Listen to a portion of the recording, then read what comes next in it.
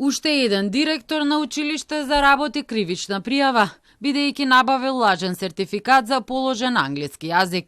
Станува збор за поранешен директор на основното училиште Гоце Делчев во Струшкото село Подгорци, а Телма дознава дека се работи за лажен сертификат, кој наводно бил набавен од Албанија, од филијалата на Британскиот совет во земјата. ОВР Струга поднесе кривична пријава против ВМ 40 годишен од Струшкото село Корошишта, поради постоење основи на сомнение за сторено кривично дело фалсификување исправа.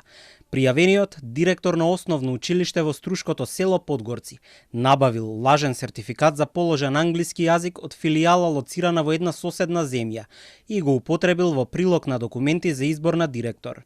По извршени проверки добиен е одговор дека лицето не е регистриран во базата на податоци и евиденции во филијалата. Инаку ова не е прв поранешен директор од ова училиште да биде откриен дека не исполнувал услови за функцијата која извршувал. Лани во декември беше поднесена и кривична пријава против актуелниот градоначалник на Струга Рамис Мерко за несовесно работење во службата, бидејќи именувал библиотекар за директор на основното училиште Гоце Делчев во истото село.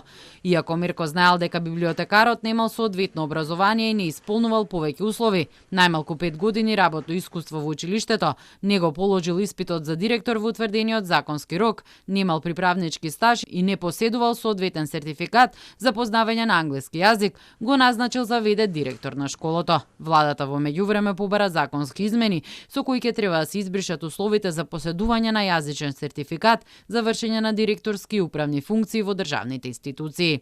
МВР има истражни активности за околу 500 јазични сертификати за сомнежи дека се фалсификувани.